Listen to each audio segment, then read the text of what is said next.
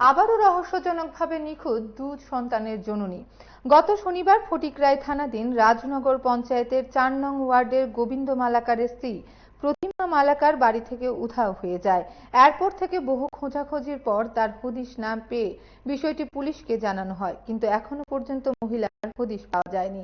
এর আগেও একবার গৃহবধূ নিখোঁজ হয়েছিলেন, তবে স্ত্রীর নিখোঁজের ঘটনার সঙ্গে তার বাপের বাড়ির লোকজন জড়িত থাকতে পারে বলে জানিয়েছেন স্বামী গোবিন্দ মালাকার। সংবাদ মাধ্যমের মুখোমুখি হয়ে স্বামী গোবিন্দ মালাকার গোটা ঘটনাটি নিয়ে বিস্তারিতভাবে কি বলেছেন শুনুন।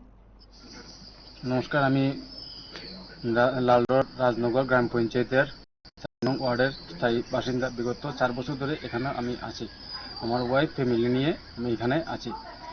তো আমার ফ্যামিলি নিখোঁজ গত শনিবার থেকে নিখোঁজ হয়েছে।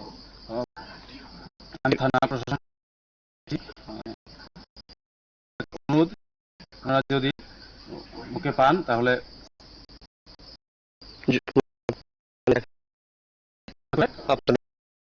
আপনাদের পরিবারে, আপনারা আমার পরিবারে তুলে দেবেন।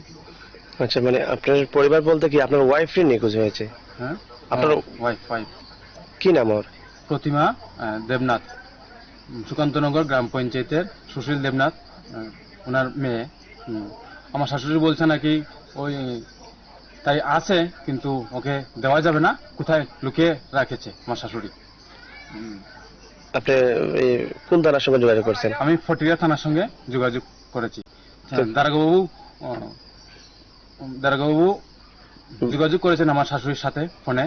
তো আমার শাশুড়ি বলছেন যে উনি এখন দেবেন না, সপ্তাহ 10 দিন পরে নাকি ও আসবে। আমি কি করে বুঝবো? আমি তো ওদের বাড়ি যাচ্ছি, যে খোঁজ খবর নিচ্ছি, কিন্তু ওরা তো দেখা দিচ্ছে না।